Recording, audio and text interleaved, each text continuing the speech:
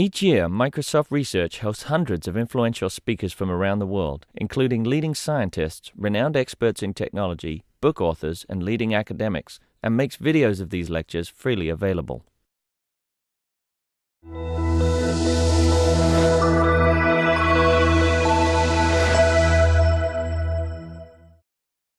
Hi, everyone. Welcome to the Microsoft Research Visiting Speaker Series. I'm Deborah Carnegie, and I'd like to introduce today's speaker to John Gersma. John Gersma is a pioneer in the use of data to identify social change and help companies anticipate and adapt to new interests and demands. A best-selling author, columnist, speaker, and social theorist, his books have appeared on the best of lists at Fast Company and The Week magazine. As Chief Insights Officer at Young & Rubicam, he oversees the world's largest database of brands and consumer behavior and studies social change and its impact on business, society, and the economy. He's here today to talk about his newest book, The Athena Doctrine, How Women and the Men Who Think Like Them Will Rule the Future, which he co-authored with Michael D'Antonio. Gersma and his team traveled 4 times around the globe, surveying 64,000 citizens in 25 nations to learn how the most innovative people are deploying feminine strengths and values to recover from economic and social crisis and create a more hopeful future. Please join me in giving me a warm welcome to John Gersma. Thank you. Hey, how is everybody? Thank you so much for coming. Thank you, Deborah. I really appreciate it. As Deborah mentioned, we spent the last 2 years sort of uncovering and examining what's happening in society and looking at new traits and things that define leadership in this age. And I thought I'd start off talking a little bit about 2 countries that we visited that were focused on crisis. Obviously, the events of last week, we saw some of the worst things happen in Boston that were followed by some of the best things, right? The compassion and sort of the passion and caring that sort of came out of that. And we sort of saw the same things when we went around the world. One of the things that we saw was sort of this ideal, I guess I could describe as sort of this universal national feminine response to crisis. And what I mean by that is there was a terrible event that happened 2 years ago in Tokyo. And ironically, the whole focus of this got wrapped up in a concept as ordinary as canned tuna. And I'll try to explain. So this is Nagato Komura, and he has a canned tuna factory in Ishinomaki, Japan. The factory was completely destroyed after the earthquake and the tsunami. And as he told me, as people were sort of going through and looking through the rubble and trying to uncover survivors and recover debris, they started to see all these little cans of tuna. These little cans that were basically not dented. Most of them were completely intact, but they didn't have their labels. They had all been washed away, and they all were dotting the beach. And so this is a fabulous brand in Japan. It would just imagine the most incredible, super premium fish. They love this brand from the Kanoya. And so a bunch of citizens decided to travel up from Tokyo and help out. And so they gathered up all the cans, they washed them, they cleaned them, they brought them back to Tokyo to sell because they were going to try to help rebuild the factory. It was their gesture. There's a kind of a marketing problem in here, though, which is how do you sell something that doesn't have a label? And they didn't know what to do, and so they decided basically to put all the cans on the store shelves bare. And what happened over the next several days was somewhat remarkable. All throughout Tokyo and the metropolitan area, people went in and they just started designing messages on the cans. They took Sharpies, they took magic markers. They basically created this huge movement of people that came in, and suddenly these little cans of tuna and mackerel became sort of this symbolic hope of the nation. And the story, as Komura-san told me, maybe about 6 months later, I was having canned mackerel with him in Tokyo, and he told me how ordinary citizens basically got together, and through their efforts, 800,000 cans were recovered to help them rebuild their factory. So, those little gestures in Japan, we go 5,000 miles on the other side of the world. We spent time in Reykjavik in Iceland, and there were about 7 or 8 guys that basically broke a country, right? They speculated with all their money, and as a result, there was this provisional government that was brought back in to sort of repair the public trust. The emotions were seething when we were there. You had bankers that were not unlike what we had here sort of 4 years ago, but this was systemic inside the culture. There was basically in this small society not nearly a person that wasn't affected by what happened. And what the government decided to do is they needed to really establish credibility in an entirely new way if they were going to get people back on their side. And so ordinary citizens formed and framed this new constitution, and they broke from their centuries-old constitution that had been based on Denmark, and they decided to go their own way. And what they did is they created this group, they got together and used all the modern tools of social today, and they crowdsourced the first constitution of a sovereign nation. So, kind of here you have these two societies, these two island nations. Both of them, basically people took to the streets in rage and protest, but the ultimate resolution to crisis sort of came from the opposite of anger. And that's what I want to talk to you about. We are seeing a fundamental shift in the role of masculine and feminine values in the 21st century. We're seeing that we live in a world that's far more social, interdependent, and transparent. And in this world, we see feminine values becoming more ascendant. Now, before I get into, oh my gosh, he's going to talk about the end of men, and that's what this is all about, it's not really. It's the fact that we all have these things inside us. We have masculine traits, we have feminine traits. What we saw were amazing men and women all over the world leading and innovating by taking advantage of the social economy, the sharing economy, the interdependent and transparent economy.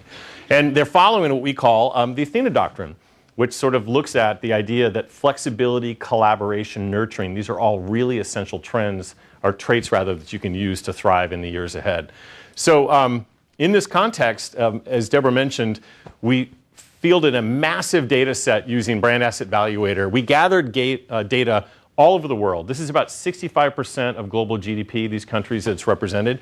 And so we gathered data from Canada to Chile and Mexico to Indonesia. We were specifically looking for very diverse types of countries, both economically, culturally, politically, in order to sort of get a sense of the public sentiment. We also then did nationally representative samples of all these folks. So we wanted to get a sense of what ordinary people were thinking today. The other thing we did, though, is to supplement the data.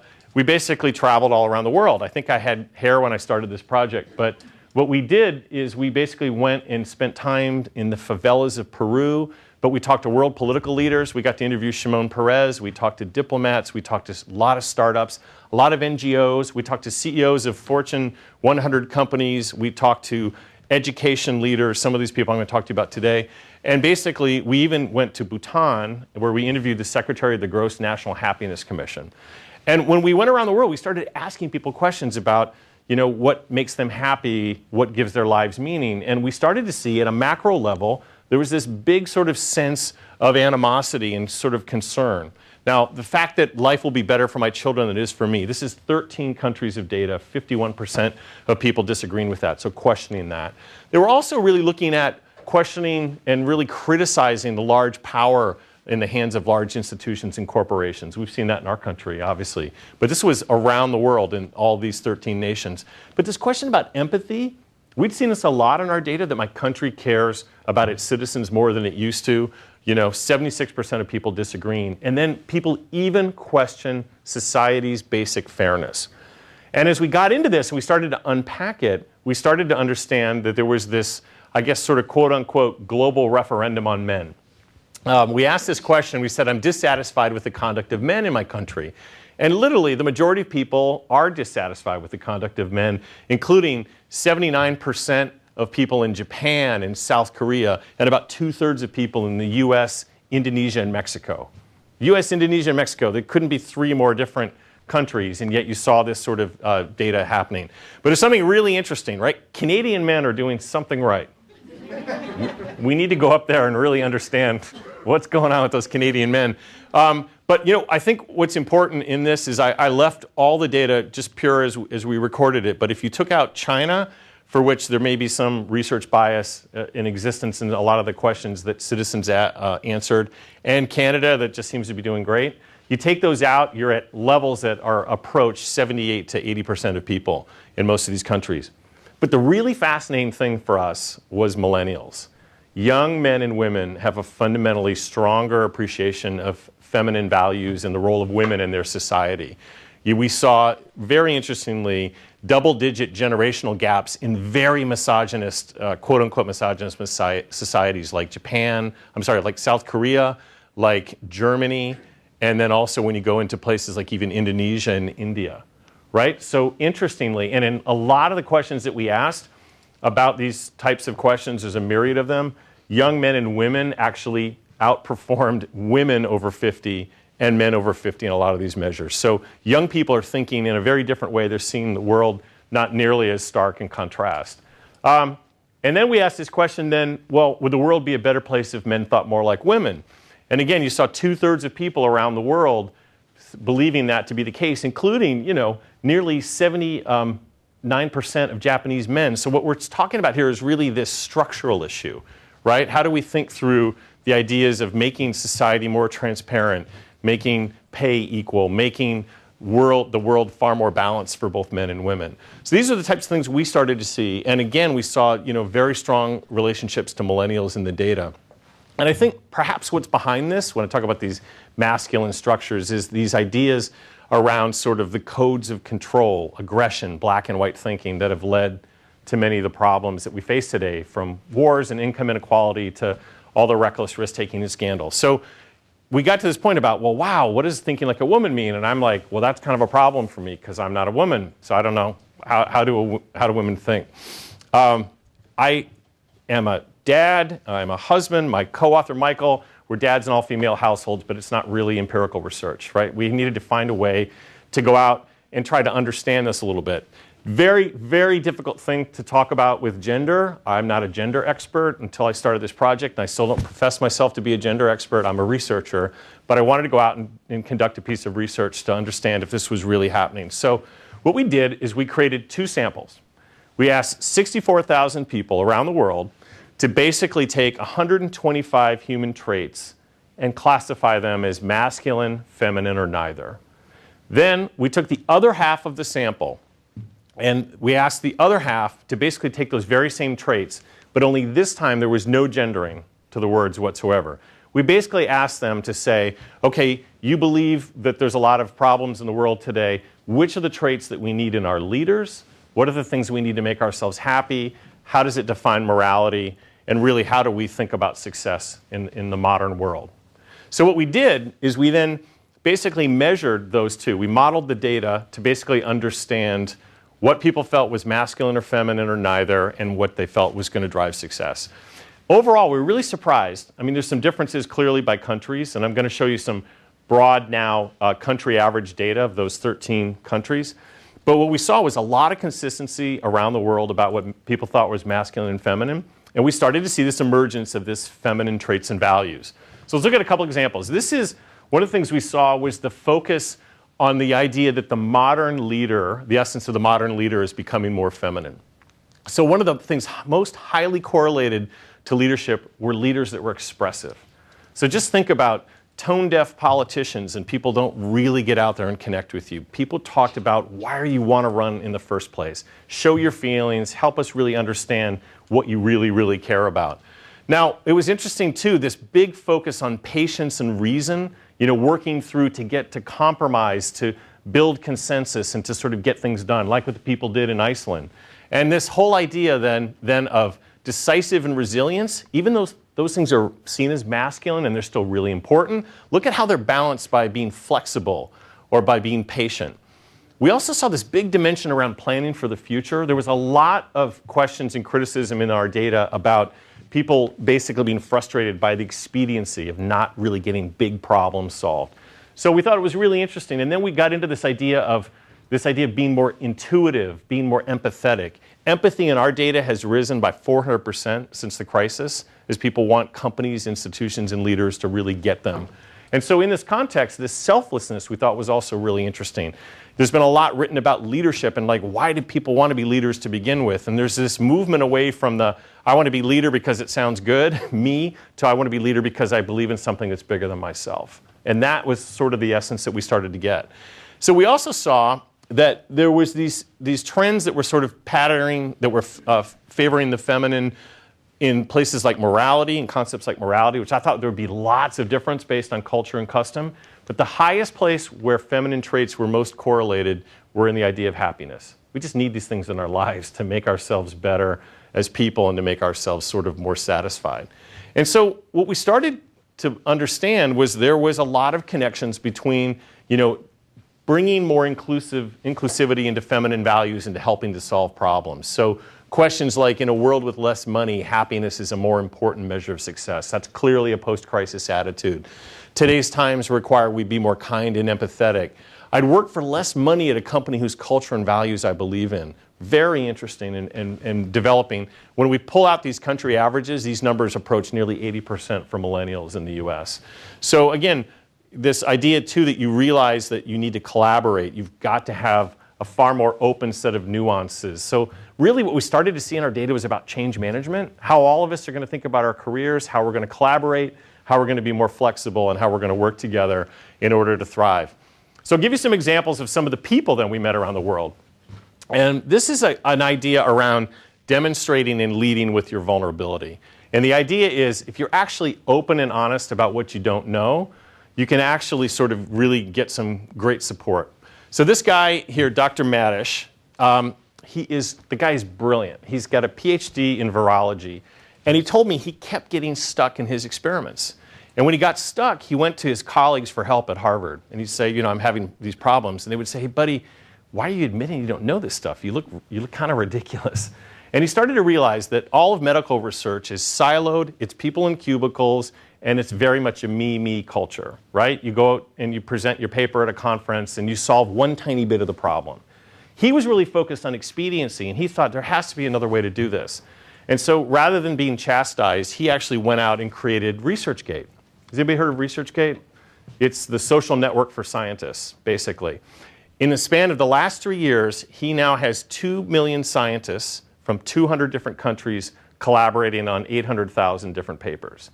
Now, he doesn't know yet how he's going to scale this and how it's going to truly work, but his goal is to basically have a group of scientists come together and win a Nobel Prize, right? So what I think is very interesting in this idea, and we think about leadership, is you can't open a book today or a magazine article without learning from failure, learning from failure, learning from failure. His whole idea was there'd be less failing to begin with if we admitted what we didn't know in the first place, right? So how do we get help from our friends, as Ringo Starr said? We spent time in Israel with Major General Orna Barbavai. She's the highest ranking woman in the Israeli Defense Force. And when I asked her how she approached military strategy, she said from the perspective of a mother. And she talked about the idea that you actually have to have a wider view than what you see looking through a gun sight. And one of the things she's been credited with in Israel is actually focusing on bringing more women and more feminine values into the checkpoints in order to engage and to de-escalate conflict. And to measure with what she believes in, she has 2 of her daughters stationed at the Gaza and Syria Strip. Gaza Strip in Syria, rather. We spent time with Leo Riske. He is at the thatGÇÖs. The thatGÇÖs is Danish for House for Everyone. Has anyone heard of this? This is the first shared embassy in the world. It's home to the 5 Nordic nations of Denmark, Norway, Iceland, Sweden, and Finland. And what's really interesting, I think, about this 21st century model, it's about putting aside your individual country differences and working together both for economic development, but also to sort of guide and shape diplomacy. It's a fascinating idea. You have this open embassy. He's standing in the courtyard. Each country kind of has their own little wing, but it's all open. It's like a big campus, like it is here at Microsoft. You can kind of go from room to building and country to country. And it's become this sort of diplomatic hotbed in Berlin. And I was quite surprised when I stepped outside after meeting Leo that directly across the street you see the Syrian embassy that's shuttered and covered in graffiti. Sort of 2 stark contrasts of openness and closure. One of the more fascinating countries we went to was Colombia. And one of the themes we saw in the research for this book and in our interviews were feminine traits and values being applied to solve some of the biggest, most difficult problems that exist in the world. If anyone's followed Colombia and the recent progress that they've had in the country over the last decade and a half, you start to see how feminine values have driven this solution. And Catalina Coduque runs the Mia Sangria Foundation. Very interesting program, a bit controversial, but this is about forced empathy. And what she has is she has these Casa de Paz, or peace houses, where 30,000 ex-rebels of the FARC have basically been reintegrated back into society. What's controversial about it is that these former soldiers live with victims that they once terrorized or controlled.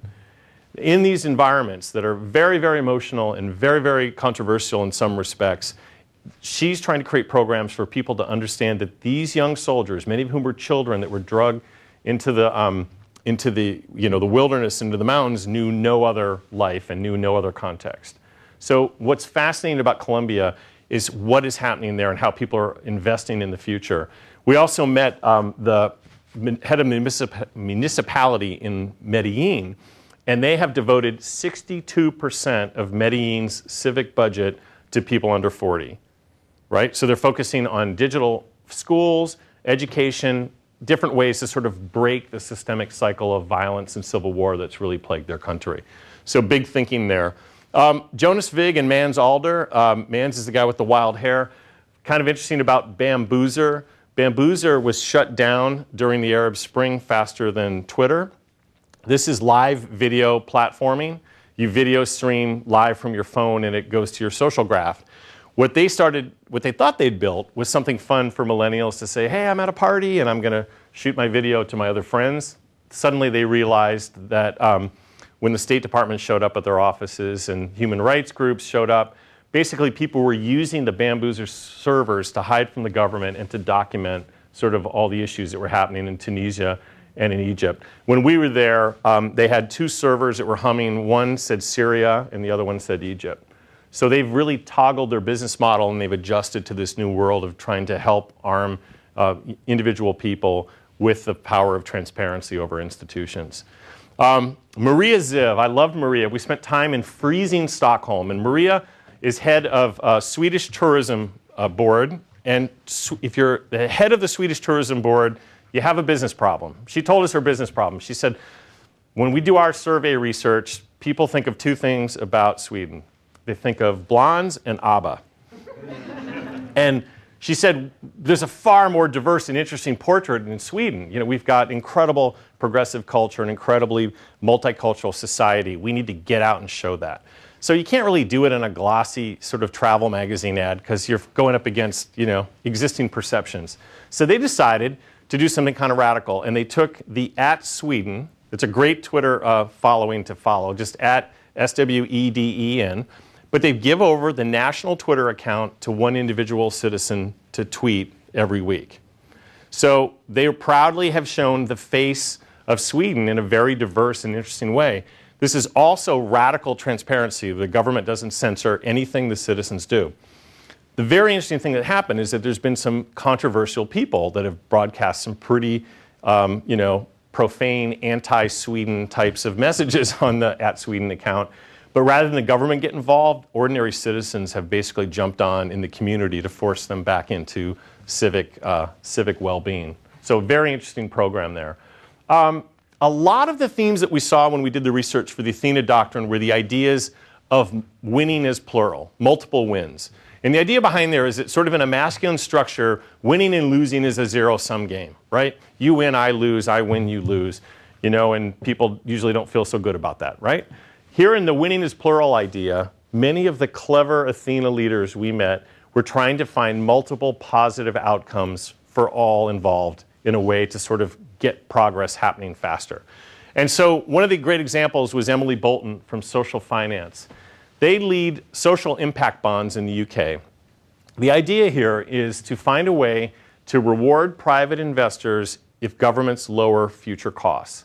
So in one program she described for us, they were trying to lower the rate of reoffending prisoners from nearby Peterborough prison.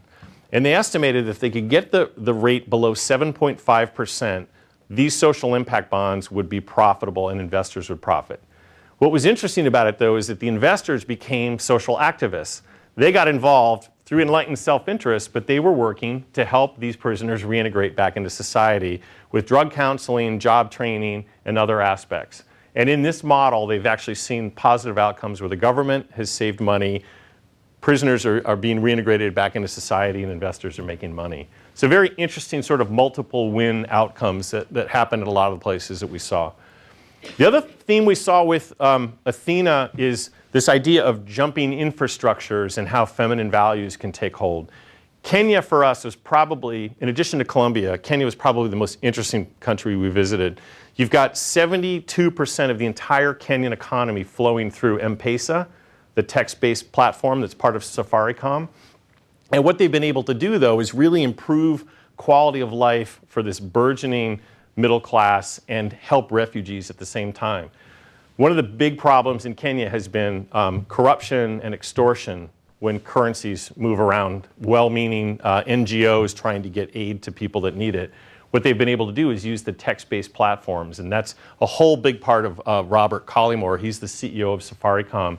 His goal and ambition is to create protected environments using the text in ways that get information and help and aid and support to refugees in a far faster way. Rose Goslinga, another interesting example of communities coming together to create common good. The business problem here was many of Nairobi, Kenya's farmers are so poor, the cost of being able to afford crop insurance basically would wipe them out. You're talking about a matter of $15 of insurance doesn't work in the business model. So what Rose did is she found a high-tech solution using M-Pesa and Safaricom and a low-tech solution, which was these weather monitors, to basically measure the rainfall, measure the percentage of drought that was occurring around the farmland, and then sending text messages with insurance payments directly to farmers. So the cost of having an insurance adjuster come and visit your land would basically wipe out the process and the ability to afford the insurance. So what she's been able to do in the last 3 years is 12,000 farmers are now together in this community. We saw a lot of this idea of these trust circles in a lot of these emerging, fast-growing economies. Another group of people we talk about in Kenya was a group of a savings club that had a box with the savings in it, and there were 4 different locks where people came together. It's called 4-lock box. Again, these ideas of sort of collaboration, trust, and empathy were dominant in these emerging markets. We're also seeing very interesting, innovative business models arise. This is Tim Kunde, and he's over in East Berlin, and he's the founder of Frenchsurance. Has anybody heard of Frenchsurance? So Frenchsurance is an exercise in behavioral economics. And the problem was that most people dealing with an ordinary institution, there often is high levels of fraud in insurance that gets passed along into higher claims for ordinary people trying to get policies. He did an exercise using his research and discovered that if you went into groups of insurance with your friends, you would actually be more accountable. So what happens here is you go in and you buy auto insurance, home insurance, life insurance, and health insurance with your friends. So immediately start to think about your 7 friends that you go into auto insurance with. Think of the ones that you would do it with and the ones you wouldn't. Well, that's what happened is they started to create these little communities around accountability in these trust circles again. What's been interesting is that he's been able to document in the 4 years that Frenchsurance has been in existence, lower fraud, more accountability to people rather than an institution, and people starting to actually modify their behavior, driving more safely. And in their test runs right now on health insurance, they're seeing people actually change their eating habits, stopping to smoke, because they feel more accountable to people they know. We loved Granny Holly. We spent time in the English countryside with Granny Holly, and she's one of the platoons of grandmothers that sew hand-knitted scarves and hats for this British startup called Granny's Inc. Granny's Inc. is fun. It's a super hot millennial brand in the UK, and the most awesome thing about it is you can go on their website and pick out your own granny. What Holly talked about was sort of empathy meets CRM, right? Because what she's found is that she started, and a lot of the other grannies, to sew these hand-knitted little messages of inspiration and hope to her young charges. And so these 20-somethings have got to get their extra foster grandmother. And she's talked about in these discussions about how she developed pen pal relationships with a lot of her customers, and she even had a couple of them ask if they would send her cookies. So again, emotion and interest are rising.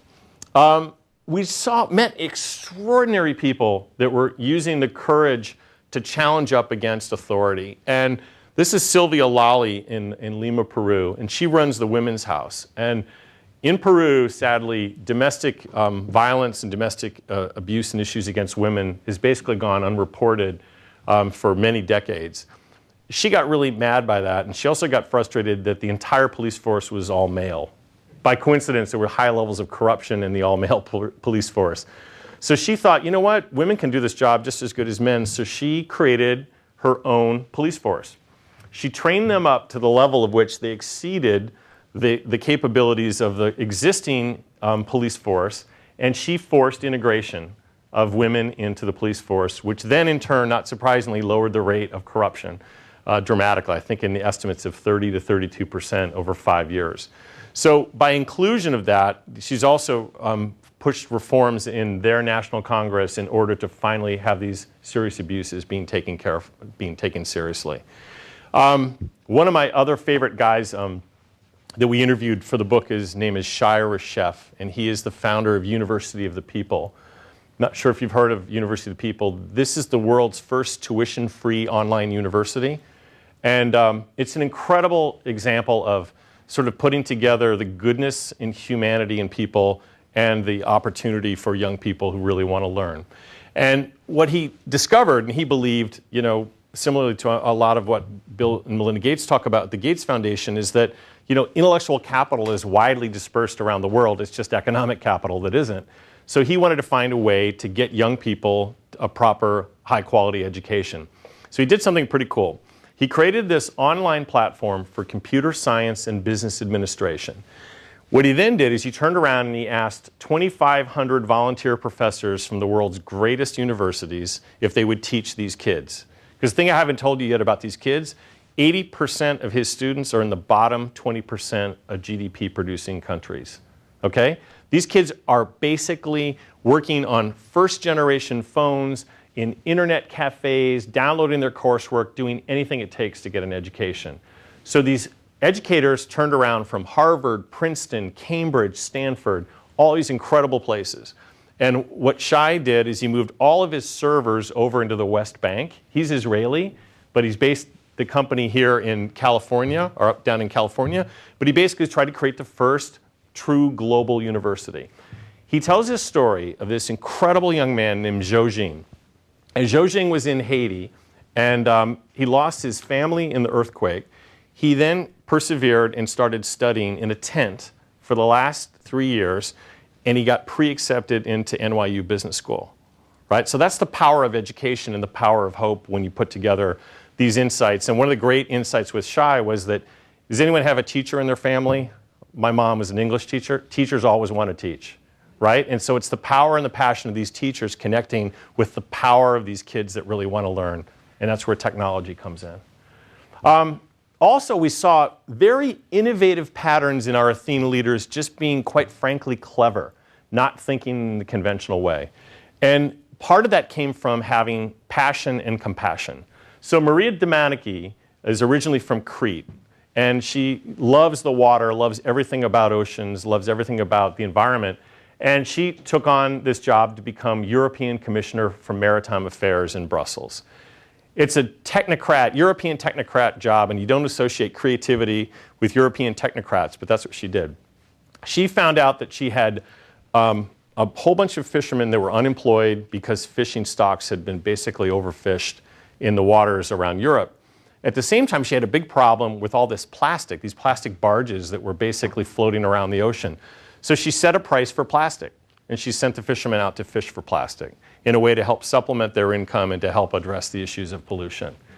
And then we also spent a lot of time in India, like in Ahmedabad with Ajay Joshi. They're thinking through, we talked earlier about long-term thinking. They're trying to lift people out of low-income housing into middle-class housing by building an entire ecosystem around the housing. So they don't just go and put low-income housing up. They actually look for jobs, employers, entire communities to basically build and create a sustainable ecosystem that's going to help people build out and rise up. And then we also spent time in Stockholm, and we were with Lotta Rangelin and Anders Bergesen. These guys are the founders of the first gender-neutral preschool in Stockholm. And what's interesting about the gender-neutral preschool is it goes even beyond the idea that girls can play with trucks and boys can play with dolls. The whole idea is there's no labeling at all about femininity and masculinity. It's about people and humanity. And her whole point on this is basically tied to that famous Sir Ken Robinson speech on TED about, does education really enhance our creativity? That's her point. Her point is, you've got young kids at the most expansive time in their lives, right? When their eyes are wide open, And putting gender lenses on boys or girls puts them in a box. It basically threatens their creativity. That's their whole argument behind what she's about. And that's really what our argument is behind in all the data. Because even though we talk about the inclusion of feminine values, we're talking about how do we understand that these are human values inside all of us, that all of us need these things to thrive in the days, weeks, and months ahead. And to kind of prove that out, this is correlation data, not causation, but it's correlation of looking at economic development of countries and whether or not they're inclusive of feminine values in our data. And you start to see that the more developed a country, the more balanced they are. Whereas sort of the more the emerging markets from Brazil, India, China, and Indonesia still skew slightly a little bit masculine in their attitudes reported in our data by their citizens.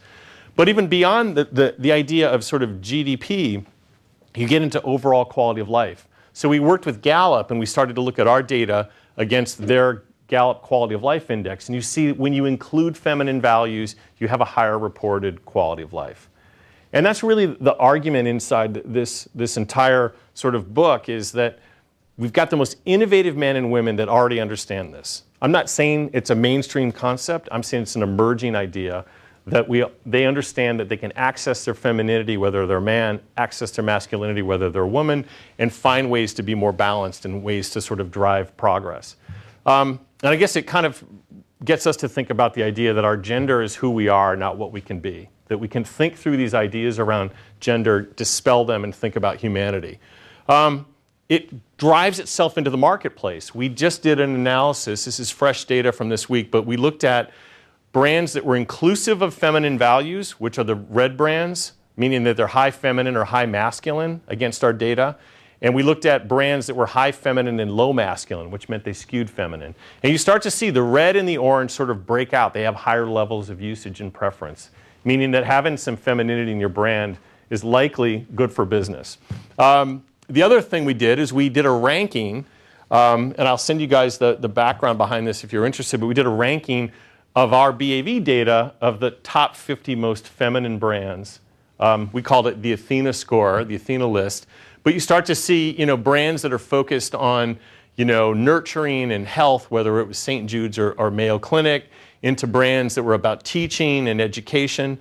Google surprisingly shows up pretty high, but so does Bill Gates and so does Microsoft, at 30 and 35. You see Coca-Cola, you see family brands like McDonald's and Applebee's sort of make this list. You see brands that are about learning and development from like Lego and Crayola and Target. Interestingly, the U.S. Army, we're unpacking that. They're a massive employer of women. I think one of the largest employers of women in our country. So interestingly to see how people's perceptions take hold. And I guess before we get into a discussion, I'll leave you with this thought of how you can use feminine values to really change something big. We met a woman in Tokyo named Eriko Yamaguchi.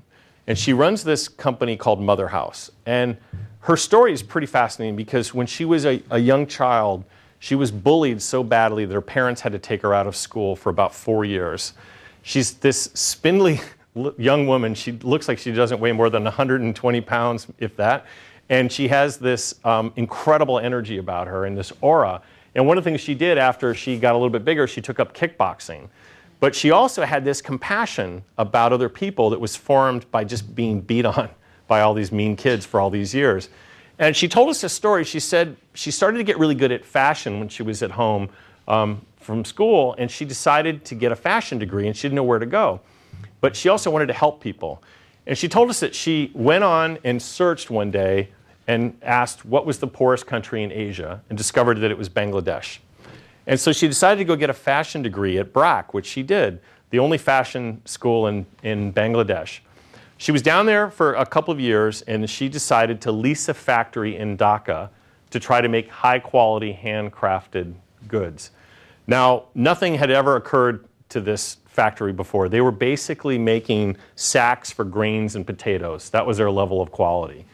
But the other thing I haven't told you yet is that she was the only woman, she's 22 at the time, with 100 men in this factory. Most of them were illiterate. Most of them had no faith in any way that they could sell something as high quality as Japanese luxury handbags in Shibuya, which she now does. What she did did two really powerful things. The first thing she did is she started to do trial and error with these men over the course of about a year and a half until they got one sample product that she thought was good enough. And what happened was she felt right off the bat she needed to bring esteem to these men. So she issued them name cards. And these men were so poor they had never had a photo of themselves. And so she built esteem in these men. But the other thing she did is she immediately raised their wages by 50% before they'd even made anything. She's basically saying, I know you guys can do this. You can do it. And I've got to pay you commensurate with what high quality handbag makers make. And hopefully someone will make a documentary on her or do something incredible. But she basically got these men to believe in themselves. One little 20-something girl. So today she now has 7 stores in Tokyo.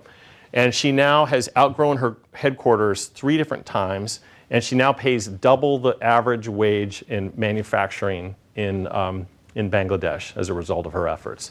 And I think that's really what this is all about, is that there is power in femininity. There is not only grace and urgency, but there's this idea of compassion, collaboration, nurturing. All of these things that people around the world said were feminine are emerging constructs and what are going to guide the success in the future of tomorrow. And I think that's why we talk about this idea of femininity being the operating system of the 21st century, and that this idea that men and women who can think like this are going to be the ones that are going to really guide and rule the future and create a world that we all want to inhabit. So that's kind of a brief summary of the Athena Doctrine. It's worth mentioning, too, that what we've done is partnered up with the United Nations Girl Up Foundation. Would love it if you would go on to Girl Up and like their Facebook page. It's a pretty powerful group. It's all about sort of championing the next generation of women leaders, and all the proceeds of our book support Girl Up. And that's our story. Thank you very much for your time.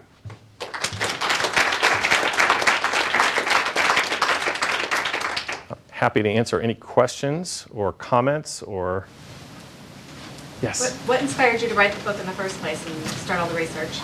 So I wrote my previous book was called Spend Shift, and it looked at post-crisis consumerism. And I was giving a talk at a women's empowerment sort of networking event that was hosted by Denise Morrison. She's the CEO of Campbell's. And after I spoke, she started to talk about how they were going to work together to nurture and develop the careers of all these young women in the room. And there were probably 60 women and me, some middle-aged dude. And it occurred to me, you couldn't put 60 men together in a room and probably get the same sort of positive energy. And I just started to think about that and the ideas of the world changing and being more social, independent, and transparent, and we started to develop a hypothesis. So that was sort of the start, and then we went off and started to look more closely at the data to see if there was any merit to it. Yes? So do you think that this is something new, in that these values are more, no pun intended, valued now than they were before? Or do you think it's something that has always been the case, but maybe it wasn't uncovered, or maybe because of lack of social networks or lack of that communication, it wasn't as easily discovered? That's a very interesting point. I'd love to know what other people think. I would think it's perhaps a combination. It may be more of the latter, that we are aligning with all these different forces, millennial values and technology that are helping to make these things more urgent. But at the same time, to be really frank, one of our partners and my mom, who's very invested in this topic, we didn't go into this without understanding that we were men. And one of the things that a lot of women have told us is that they've felt that the way that they think and value is somehow undervalued because it doesn't align with the constructs of business. I'd be curious what anyone else thinks. So you just described my dissertation research. Excellent. Tell us about it. Mid-90s, and I'm beginning to think I need to go back and revisit the data. We correlated the descriptions of masculine and feminine leadership traits with performance ratings on performance review on the job. And what we found out is if the masculine trait was associated with masculine leadership trait was associated with higher performance, men got higher ratings. Women, profiled the same, got lower ratings. Wow. And there's a lot of research out there around schemata, and when things are contrary to the schemata we have in mind, that we rate them as less appealing or less effective. if that schemata is changing, which is what we're talking about, that some of these feminine traits are seen as more effective, that could be a shift in how we view these traits in the workplace. I'd love to get a copy of your paper. If you could find it. No, but God, it's 20 years ago now. no, but we may be able to go back and tie it to our data to see if there's been this change. A very interesting question. I mean, I guess also sort of as a dad of a 10-year-old girl, I believe that the best way to advocate for women and girls is to have men model the approach. And so if men start to see these things as competitive advantage, talking the language of men, data, ways to win, this can only help. Some small way could only start to help bridge a little bit of the divide and sort of create more partnership. Geraldine Laybourne, does anybody remember Geraldine? She founded Nickelodeon and Oxygen. She's been a huge proponent of the book, and she said to me the other day, she said, you know what, men and women are great partners. It's just only in the business world that this gets all sort of skewed up, and in politics, I guess, too. Yes? Did you do any research into the root cause of why the shift in masculine, feminine? Unfortunately, we don't have data over time to see this, which is why I'm a little curious to see this paper. What we saw was out of the custom study questions, and I'll send you guys a link to all the questions. There's 80 or 100 questions. You could start to at least intuitively line up some of the things people were concerned about. Things like the ROI on a college education is worse today. 70% of people think that. This idea that they've been failed, perhaps by the incumbency of these masculine structures. That's a hypothesis, not an insight. Well, I'm wondering if it might be like the availability of resources. Like if you're living hand to mouth, maybe the masculine way ensures survival. Yeah, interesting. But if you're not worried about that, then maybe cooperating with others might be the strategy to survive. That's very interesting. I think we saw that in the data about the brick markets are still a little more masculine skewing, but it doesn't account for what's going on in places like Colombia and in Kenya. We thought it was just fascinating, like how technologies jumps generations. It seems like they're doing some really innovative things, and they're tackling just ridiculously complex problems. I mean, the stuff in Colombia for us was incredible. The systemic civil war and the societal issues that they're trying to go after. And by no means are they fixed, but they're going at them with these traits. I think it's an interesting point. Yes, ma'am. One thing that strikes me is that basically the message here is collaboration, compassion. These are traits which are the winning traits in the world going forward. And I just wonder, why not just deliver that message instead of calling them feminine values at all? And no objection, no criticism from my end, it's all good for me. But sometimes I feel like it's actually harder for men to embrace values that are labeled as feminine values. Yeah. It's just not traditionally completely against what has been fostered and positioned. Yes. So it almost kind of disadvantages the idea that you're trying to champion. Fair point. Fair point indeed. My intention, is to understand from a research standpoint how people approach these things and if they do have these gender biases and how they attribute them. But it's absolutely a fair point. Geraldine said the same thing to me. She goes, I don't know about the copy. Why do you call it the Athena Doctrine? Well, the Athena Doctrine, she was the goddess of wisdom, but she was also the goddess of fairness, and she was a pretty tough cookie. And I think, we need to find ways to bring those messages in. I'm just saying, I love it, but I can see the problem it might create. I totally get you. Thank you for your comment. And I agree completely with that concern.